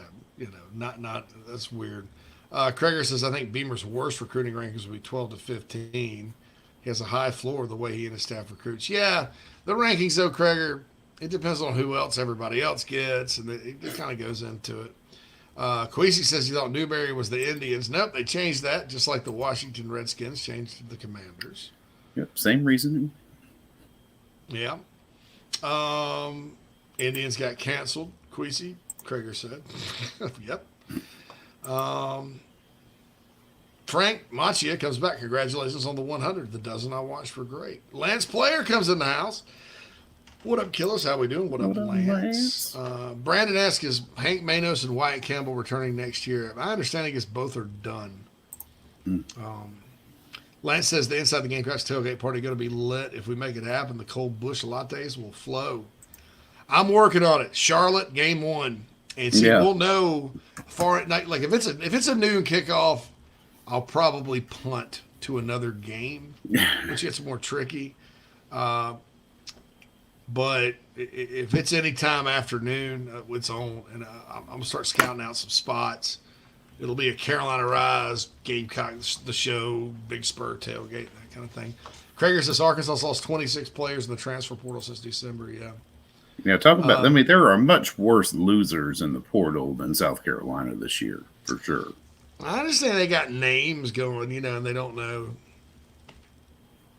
They don't know who the other players are, which is the problem. Like, if I were working and evaluating the portal and trying to talk about this, I would feel really weird going after names every day, like latching on to those names from recruiting, because things have changed so much. You know. Yeah, so. I thought about that. I'm like, how do you, evaluate a portal sophomore who has maybe seen some special teams action in 2 years, but beyond that, the only thing you've been able to see is, is huddle film. Who's to say that kid's still a star, or hasn't, moved up or down, That's true. Now there are some things I like. I mean, the kid from Newberry is ranked a high 3-star in the portal. The kid from Western Kentucky's a low 4. So, I mean, I like that. I sort of like that, quite frankly, the kid from Florida that transferred in, the tight end, I think he's actually lower than he was as a recruit. And I agree with that because so far, no stats, hadn't done much, that kind of thing. But it's hard. I mean, that has to be one of the hard. And that's why I tell people to just don't worry about the portal actual rankings. Just don't worry about that. Just accept it, like it for what it is, and it's one of those things that can't hurt you. But this notion that oh, look at all these players from South Carolina that left and what a difference a year. And you got a picture of Beamer burying his head in his hands. Look, man, that's not reality at South Carolina. No. Yeah, they were a little taken aback that Lloyd left, as we all should be, because if Marshawn Lloyd could ever stay healthy, he could put a whole season together. He's a special player. Jaheim Bell is a special player if you use him the right way. Okay? Jordan Birch is an average defensive end in the SEC, as is Gilbert Edmond. Unfortunately, Carolina is struggling right now to replace average. And so the deal there, So, and look, come on, nothing Jordan Birch. I'm not saying that, and I've praised him and defended him. I've said he's gotten a lot better. Was he ever a 5-star player? No. Was he ever anything but average for an SEC defensive end? Absolutely not. But Carolina, like I said, struggling to replace average. Somebody said there in the Nana Sports chat box as we roll on, coming to a baseball. Jared says, coming to watch a baseball game weekend. What series would you say is a must go? Let me look. Let me pull out my Magic 8 ball here. Man, I kind of liking that Florida series at the end of April. Yeah, that'd be a good time. Won't be too hot either. Two good teams. LSU's always a fun series too, just because they bring fans for baseball. Gamecocks have a pretty, I wouldn't say light opener. They've got they got at Georgia. Georgia's been pretty tricky for them in baseball at times, but then they have Missouri at home. Chance to get off to a good start in the SEC this year. And really, talking to Bradford yesterday, he was kind of laughing about the non-conference. My gosh. Yeah. UMass, they open with UMass Lowell, then they play Winthrop, then they play Queens, then they play University of Pennsylvania, then North Carolina A&T, Clemson, then Citadel Upstate, and you got 3 with Powerhouse Bethune-Cookman and 1 with PC before you go to. Yeah, Mark Kingston said, I'm not having a losing record in the non-conference this year. Yeah. I'm planning on not losing very many non-conference games this coming season, so he fixed that there. But yeah, all right, so Meredith has a Nana Sports chat box message. LPGA event this weekend has celebs playing with LPGA players. Tom Glavine, Emmitt Smith, Greg Maddox. Hey, there's 2 Braves pitchers from the glory days. Roger Clemens, etc. And our guy Sterling Sharp is playing. Nice. Thank you. All right. Clint says, to this point, JC, do you think we have a net gain, net loss, or about equal as far as portal losses and pickups go? I think it's about equal. Well, let me back up. I can't say that and be honest right now.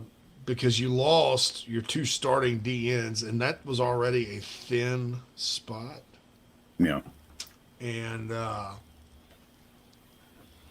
say, yeah, like, look, can you?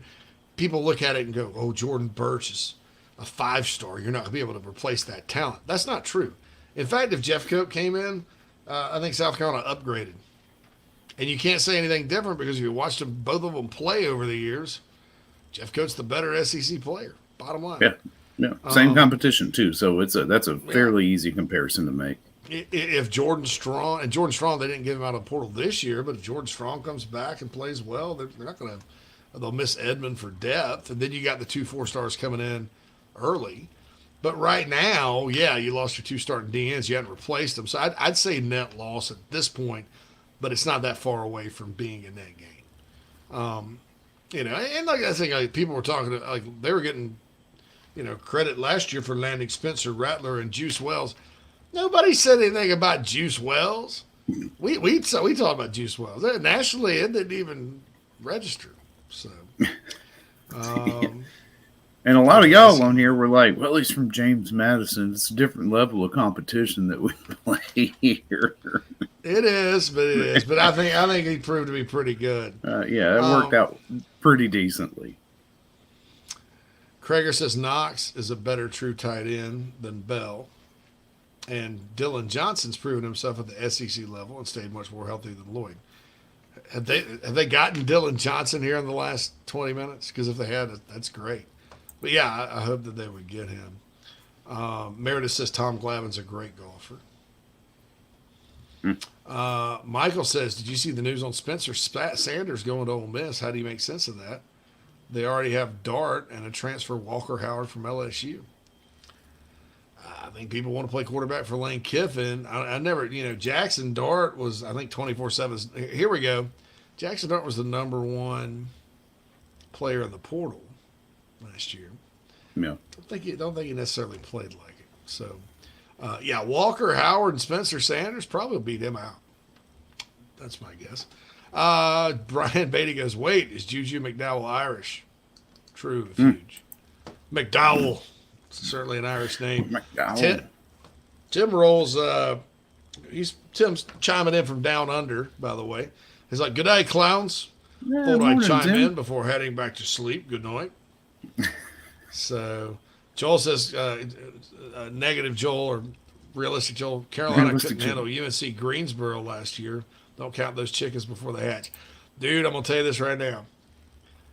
UNC Greensboro is a powerhouse compared to Queens and Massachusetts Lowell and Bethune-Cookman.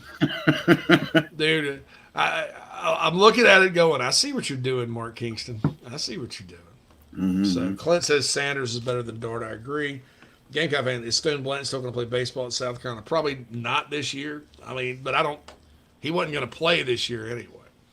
So that's the deal there with that. All right, got to hit a break. We'll be back here after this on the show.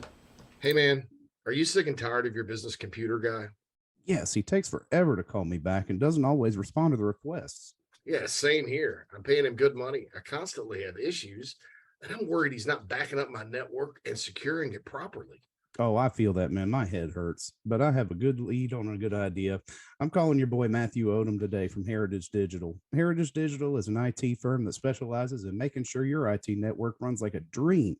If you have 1 or 500 employees, it doesn't matter. They do it all for one monthly fee and have clients from South Carolina all the way to California. Yeah, I heard that monthly fee's low too, so I don't know why I didn't even think of that. Do you have 843-699-1001 as Matt's contact number? Yeah, man, I sure do that. Or you can go to heritagedigital.com.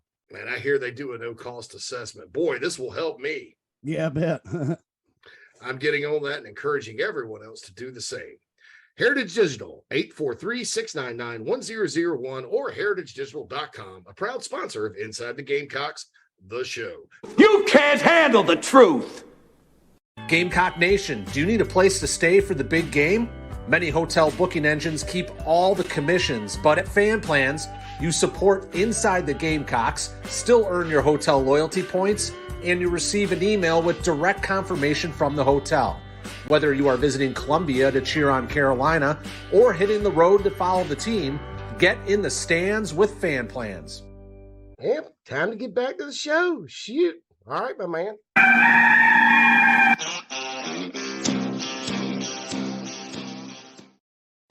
Welcome back to Inside the Gamecocks, the show, everybody. Presented to you by Express Sunrooms in Columbia. Give John and his team a call to talk about some additions to your house or property at 803-446-4662.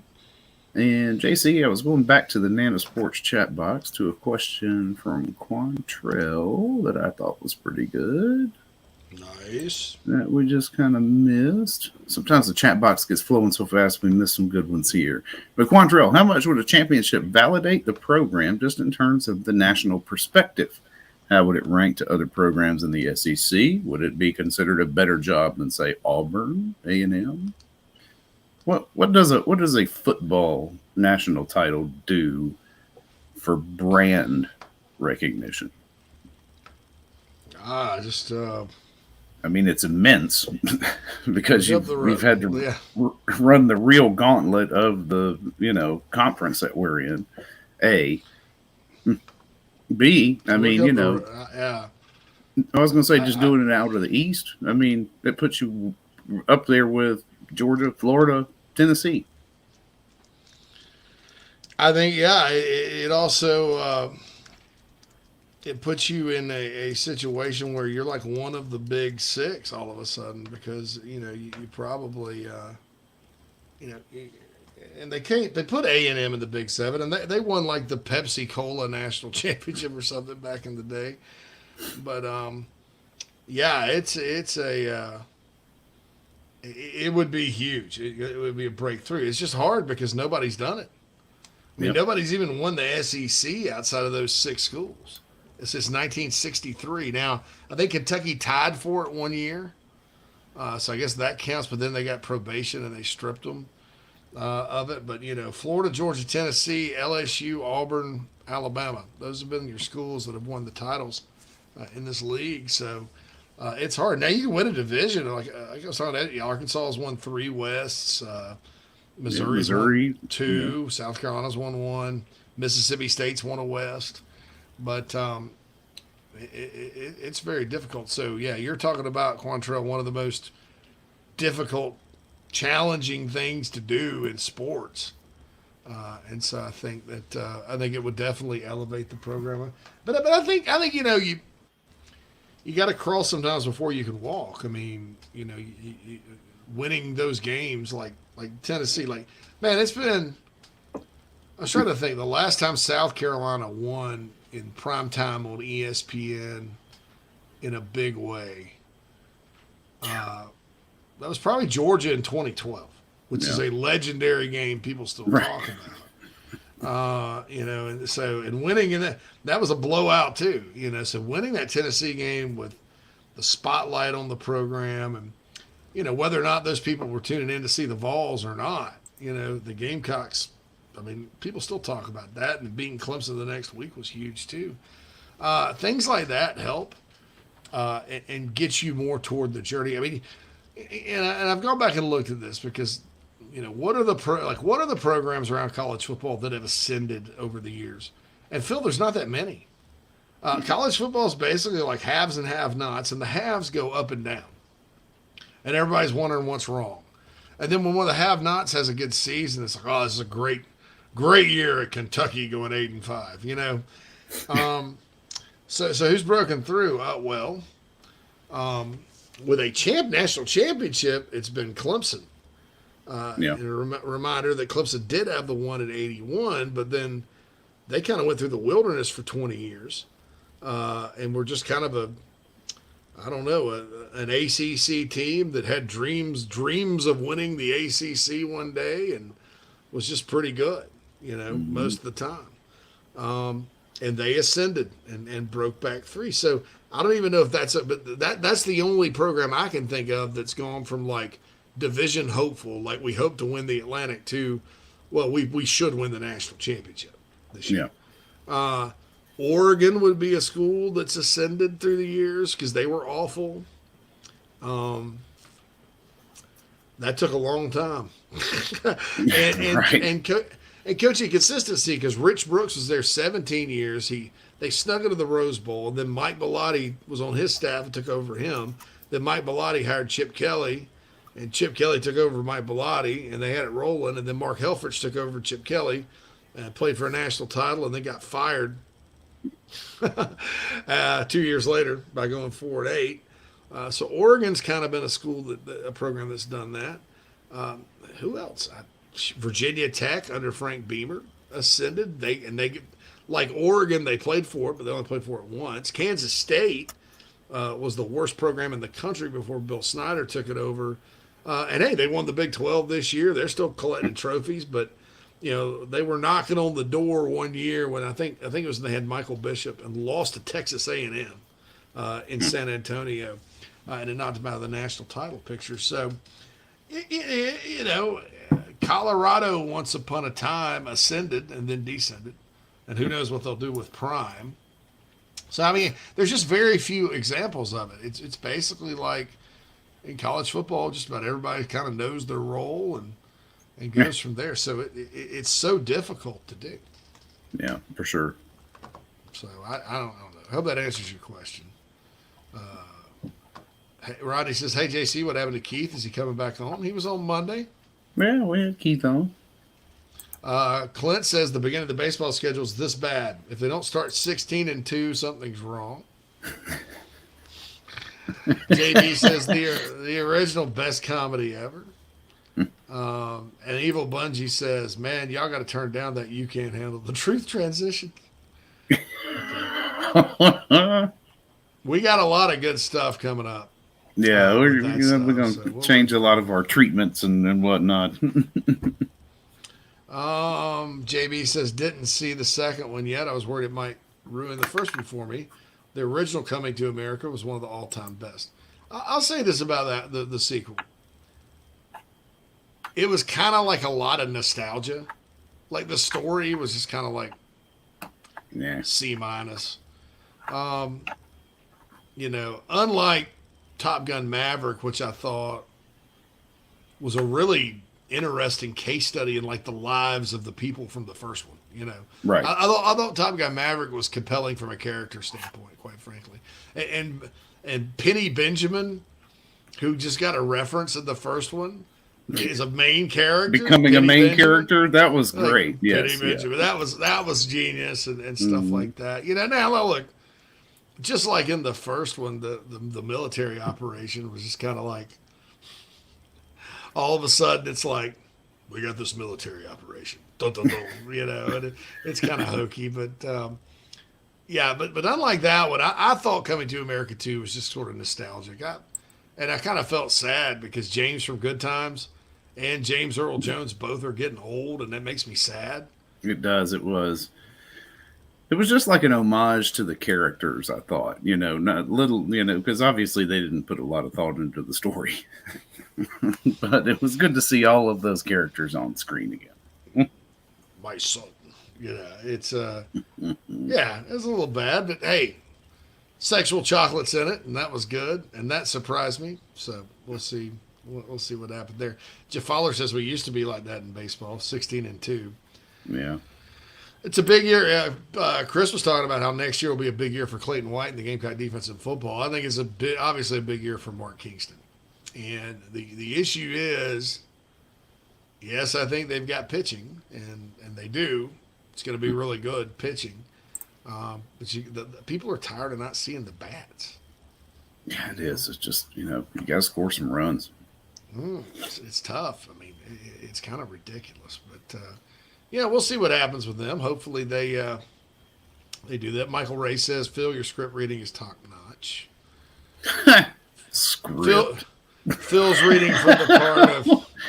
For script. What script? What script? I appreciate that, Michael. Yeah, it's all from the heart.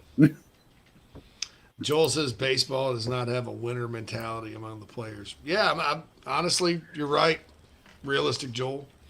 I've been looking for that for a while from this baseball program. And maybe we were spoiled because Tanner kind of demanded that, and Tanner's not the coach anymore. So I think that speaks to some of the greater concerns about Kingston, JC, because that mentality comes from the top down. Yeah. And if you're not seeing it on the field, then the safe assumption is to think that it's not, coming from the head coach. But I don't know. I'm putting a lot of faith in Monty coming back. I think that will do wonders for this program. And we should see improvement, I would say, this year for sure. I agree. I think Monty Lee is going to be a big addition to it. I'll say this, too, about that winning mentality, that resilience. Look, guys, there's never been a good South Carolina team in any sport, at least the sports we all, talk about, that wasn't resilient and tough. Think about this. And you can say, well, JC, isn't that every sport, Captain Obvious, at every school? No. You'll have teams that are just really talented, that just kind of, go if they can turn it on and off. I don't think South Carolina's ever been in that situation. But, baseball, football, men's basketball, the women's team. All right, so there's an example. The women's team, talented as they come, getting more talented by the day. What are they, though? They're a smothering defensive basketball team that doesn't always shoot the ball that well. And they win national championships that way. So Yeah, I think there's certain things at certain schools where you look for it and you can kind of tell if a team's got it or not. This year's football team had some moments where you sat there and you're like, how tough are you guys? Come on. And then you had others where it's like, well, God, these guys are really resilient and got up off the mat.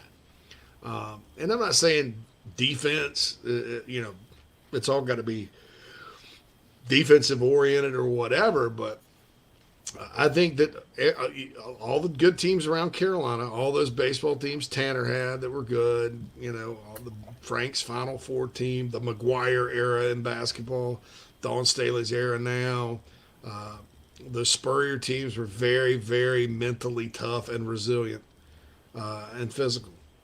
So that mentality, if baseball is ever going to come back to where everybody wants it, that has to be in place. Is Mark Kingston the guy to get him there? I don't know. I hadn't seen it so far, but we'll see sort of what happens with that. All right, final break right here on Inside the Gamecocks, the show. We'll be back to wrap it up on a Thursday. Phil and I will after these messages. If you're looking to sell or buy multifamily property right here in South Carolina, the Burgesson team of RE/MAX at the Lake can help you get to closing fast and easy. Adam and Derek Burgesson both are very proud Gamecocks and are more than happy to assist you with any of your commercial real estate needs all across the state. You can email Adam at aburgesson@remax.net. That's ABERGESON at remax.net to get your next deal underway. The Burgesson team, proud sponsors of Inside the Gamecocks. I love the smell of napalm in the morning. What's up, Gamecock fans? This is Pitcher Noah Hall. If you want some delicious food for your event, I suggest visiting nanasporch.com today to find out what they all have to offer. It's really good Southern cuisine based out of Charlotte, my hometown. I hope you guys go check it out. Go Cox and go Nanas. I've been expecting you, Mr. Powers. Sometime in the near future, there's a good chance I'll move back to my home area of the upstate of South Carolina. And I'm going to tell you right now, there's nobody I would use to help me find a new home except Cindy Bass Searfoss of Caldwell Banker Kane, located in my hometown of Spartanburg, Daniel Morgan Avenue, married to a diehard Gamecock. 864-414-5271. Give Cindy a call. 864-414-5271. A proud sponsor of Inside the Gamecocks, the show.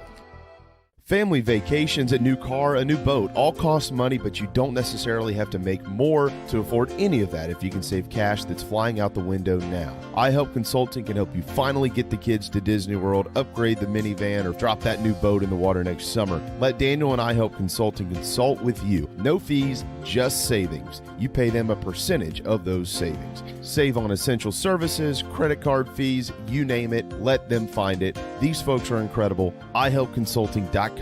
How can I help you? Hey, Mo Cowboy here from the Carolina Gamecocks. You're listening to Inside the Gamecocks, the show with JC and Phil.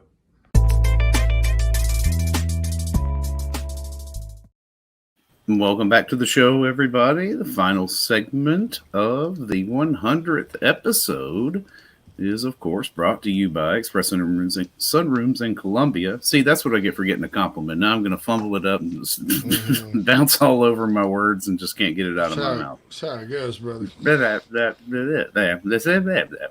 And John Barber. No, yeah. Call John and his team at Express Sunrooms in Columbia, 803-446-4662, to talk about a potential backyard retreat for your home, enclose a porch or a patio. And if you mention that you heard it here, John will extend a $500 discount to you off of your project. Very nice of him to do that. It is indeed. It is indeed. He's a good guy, though. Anyway, so welcome back in to the show. Here we are right here. That music has a saloon feel to it.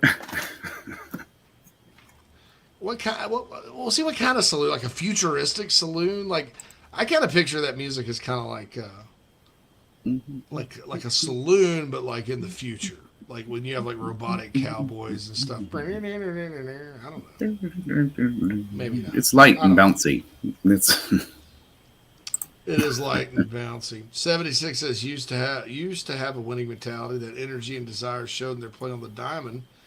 Now there's a lot to be desired. Hoping for a turning around this year. Monty was the best addition possible. All right.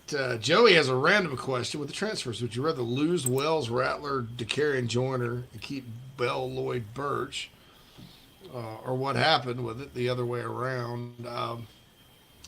I thought Wells and Rattler were the two most important returnees. I think everybody else can be replaced. No. So that was the thing. You threw Joyner in there, unless he plays quarterback, I know everybody likes him, but I wouldn't count him as a key returner. I think he's a nice returner, and who knows, the light may come on better at receiver this year, and he may have a really good year at receiver. But quarterback's where he's a difference maker to carry on, in my opinion. Yeah, it'd be interesting to see how Dowell Loggins uses him. He's going to use him like the Irish use him. That's right. Joyner. That's what we're going to do. To carry on Joyner. Give me some taters and an ale. By the way, yesterday that clown Clemson Twitter account, Shadow or whatever, said I was Shadow of his mother's upright freezer. Yeah. Hot mess, neck beard, tough guy, right? So I got a request. Hale sent it to me, and he's like, "Do this, Touchdown Carolina, touchdown hot mess, neck beard, tough guy. Oh, hurt me." Probably not my best Todd because I kind of got put on the side. Touchdown hot mess. He's down to the hot mess, 24 years old, tough guy, neck beard. Yeah. Oh, hurt me. Whoa. That's right, Todd.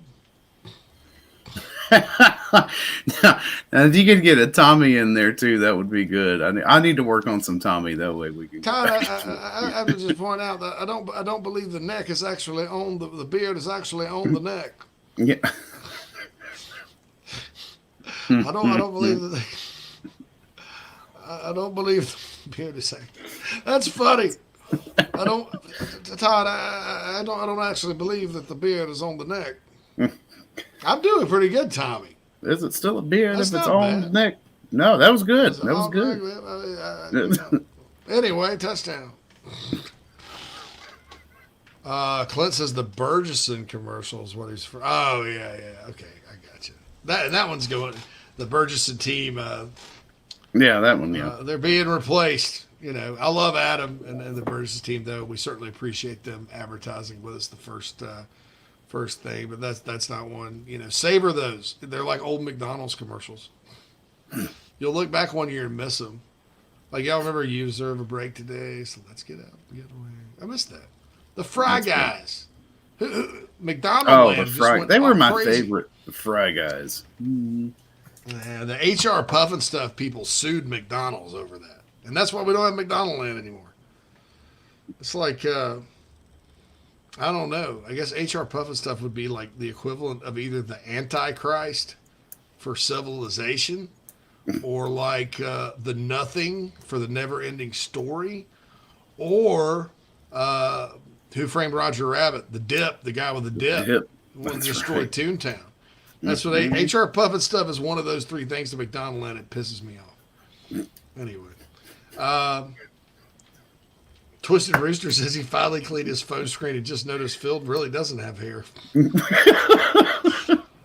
Welcome to the party, Rooster. Man, your phone screen must have been dirty as you know what, man. Goodness gracious. Jeff Fowler says, JC, are y'all getting the storm we just had that came through Denver? It's raining a little bit here. I haven't checked the forecast, my man. I probably need to because I'm sitting here in shorts and a T-shirt. And my weather app's gone. I'm done with Apple. Okay, I just updated my phone. They've taken the damn calendar off the front, the weather off the front. Why do I need you? Why do I need to sit here and look at the iTunes store? I don't buy any music anyway because I pay you $10 a month for it. Why do I need that? Where's my calendar and my weather? What happened to my calendar and my weather? And my weather. It's bad enough the calendar's done been gone for like 2 months. I got to search for it and pull it up. I don't know what date it is half the time because I've gotten used to it because I'm a moron. It's Thursday, January 19th, by the way. And now the weather app's gone. Poo. Anyway. Brian says if y'all do a tailgate game 1, I'm there like skinwear. Have C. Philly wear a black tank top and a sunburn. I think old Chris probably stopped by. Chris probably has his own thing going on, but I think we can get him to stop by. Quantrell says he hadn't been back to McDonald's since they got rid of the snack wrap. Hashtag priorities. Man, I'm with you. That snack, that was good. That thing was actually good. Yeah. The kid, see anybody with a little chicken finger inside of it. Those chicken finger, it was a little nice. It was like a little snacky kind of. It was kind of like a soft shell taco from Taco Bell, but without the taco meat. You know, I think. Little ranch. Clint's having a peanut butter sandwich, sun chips, and a Kit Kat for lunch. Nice. Congratulations. Greg says, "Congrats on the 100th episode club. You guys are great." Oh, and Greg, I got your PM on Big Spur today, and got your stickers coming in the mail. So there you go. Marion points out he's all Android, and the wife wants him to go Apple. No, yeah, you Android people are holdouts, but you may end up being right. But you might be right. That's not saying you're wrong. You may end up being right. You're not wrong. Right. As we go through we're living through the platform wars, and we don't even know it, like the soda wars of the 80s. I hope they don't come out with like new Apple and then they have to go to like Apple Classic. That's right. Just don't stop overthinking it. That's why are you over? People need basic things on their phone, and the calendar and the weather. That's one of them, 2 of them. Well, right? Jason, there's so many, people in Silicon Valley right now losing their jobs. So they have to come up with some changes to, enforce in there to maintain their relevance. That way they don't get booted to the curb. I work with people, for crying out loud. What is it that you do here? Hi,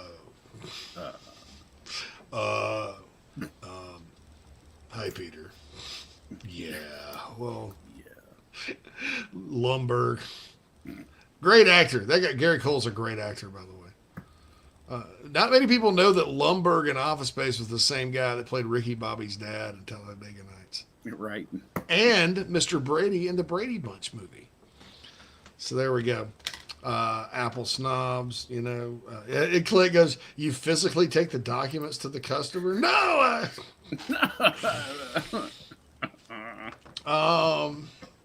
Quantrell has a question. This is very important. JC, Chick-fil-A or Zaxby's? I didn't realize I'd be able to use the word estranged in this episode, but nice. I am sort of estranged from both of them. There's no Zaxby's where I'm at. I can just forget that right now. You got to go. I think they have some in Illinois, but you got to go down toward the tip at the end. It's actually the South. Funny story. I've told this before. We crossed the border. Because we're coming up from Atlanta, driving all night across the border. The air's cooler. I'm in Illinois, so I'm expecting to hear, "Hey, how you doing?" I walk in there. It's in Carbondale, or the Salukis of Southern Illinois. This is where they're at. Walk into the gas station, like, "Hey, how you?" I'm like taken aback. I'm like, aren't I in Illinois? Yes, what's Illinois? It's Carbondale. How you doing? Doing good? All right, well, you. How you been? Yeah, my cigarette price is pretty good here, right? I'm pretty good. Okay. In Chicago? Yeah, it's a long way away. So anyway, but there's a Zaxby's in that part of Illinois is my point, Quantrell. So, and then the Chick-fil-A is nowhere near where I live. They have one in Orland, which is about 15 minutes. It's near the mall, shopping area, all that. And then they have another one in like Darien or Bolingbrook, which is the other direction. And then the one in Bolingbrook's not even like right off the highway where where everything else in Bolingbrook is. It's way the hell down in the other part of Bolingbrook. And DoorDash doesn't deliver from Chick-fil-A anymore. So I'm estranged from both. But, I think I'd lean a little more towards Chick-fil-A, but I love them both. Because I get different kinds of things at Zaxby's. I'll get like and I used to live across from the Zaxby's in Greenville on right there, heading Church out Street. towards Hospital Church Street. Yeah. Mm-hmm. So that's different. But gun to my head, I'd go Chick-fil-A, but Zaxby's, like I really got into eating their club because I'm a big fan of two things: Texas toast, crinkle cut fries. Oh, well, there you go. Texas toast, crinkle cut fries. You walk into a Zaxby's, Texas toast, crinkle cut fries. right there, laid right out in front of you there. I like Zaxby's. What is it? They do the. I'm a Zaxby's person, but I'm trying to think of the sandwich I occasionally get. Is that like it's the grilled Cajun chicken sandwich. Why can I not? I bet that's Cajun good. Club. That's it. Oh yeah, it was delicious. I get the fried Cajun Club, or the club there. It's good. 76 says everyone here needs to wear more flares. Some Carolina Reds flares. So don't you want to express yourself? I thought you wanted to express yourself. So do you want to just do the bare minimum? Just do the bare minimum. Meredith comes in and says, "You guys asked me about Zestos versus Bernie's on air. I didn't want half the fan base to hate me, so I declined to answer." Yeah. Somebody told somebody on the chat box to go to Bernie's Chicken or something, and they loved it. Well, I just don't eat at Bernie's. That way I can't have an opinion. I'm like, I don't know which one's better. I've never had Bernie's. So, hate me if you will. I've only had Zestos, and it was delicious. And I'm sure Bernie's is just as delicious, if not better.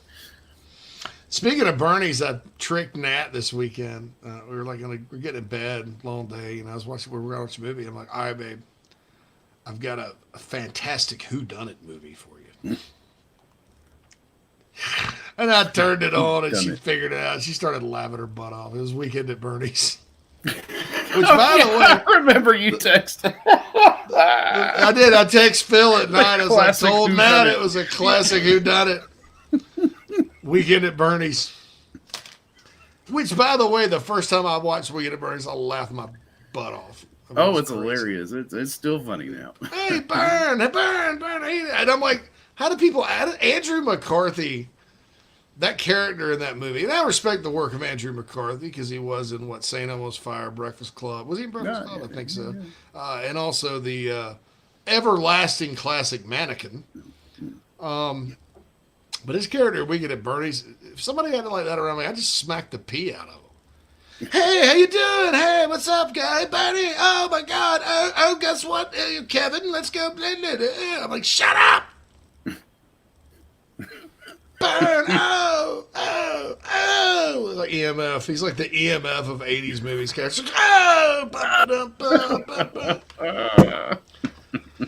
Clint corrects me. He says he wasn't in Breakfast Club. No, he was not. I was just sitting here thinking it was not. I can always count on Clint. All right, so Clint also says, have you tried Huey Magoo's on Wade Hampton? Yeah, so I have tried Huey Magoo's on Wade Hampton, and I enjoy their buffalo sauce more than I like Zaxby's. Awesome. Yes, it's good. It's got a little bit more spice in it than the tongue torch. It's nice. You don't have to go crazy with like nuclear or something like that. Delicious. Yeah, I'm sorry about that. I mix things up. I need to have notes. I need to make notes before the show, especially with names lately. My God, have you guys noticed that?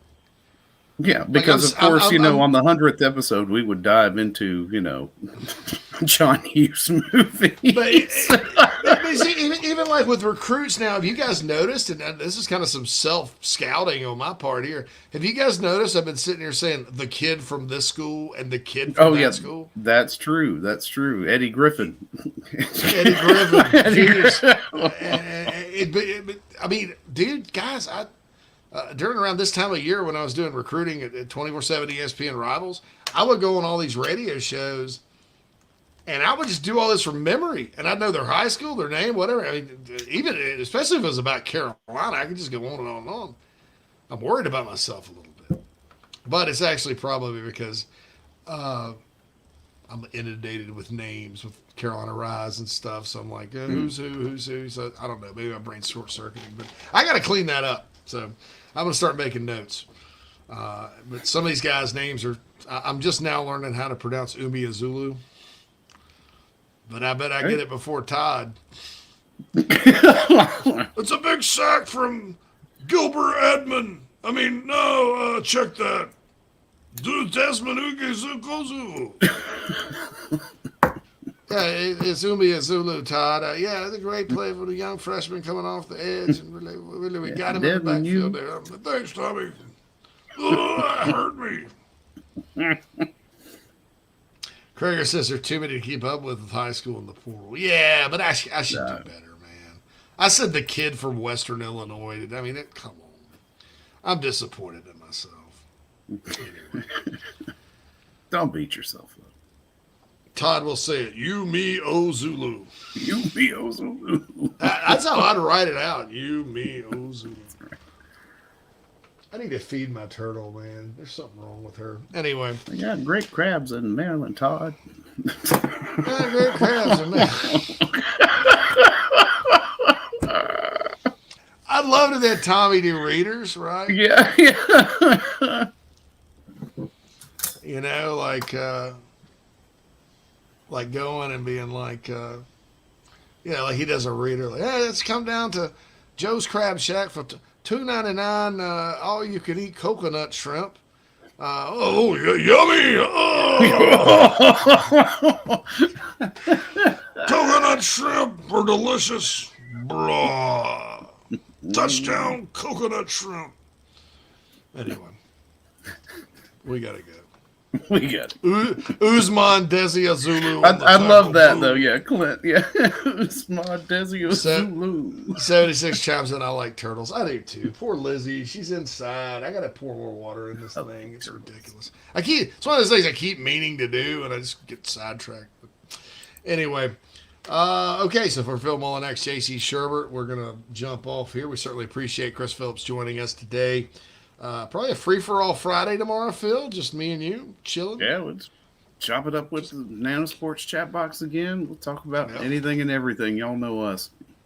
Yeah, I think there's some visitors coming in this weekend too. So we'll preview the recruiting weekend, talk more ball. Hopefully there's a Jeff Coat resolution. Doubt it will be. I'm not that lucky, but and even if it is, it won't turn out well, and I'll just be pissed off. But anyway, we'll talk about a bunch of stuff coming tomorrow, and as normal. And we appreciate you guys being patient with us this week, and certainly looking forward to till we meet again. Right here, inside the Gamecocks, the show. Have a great day, everyone.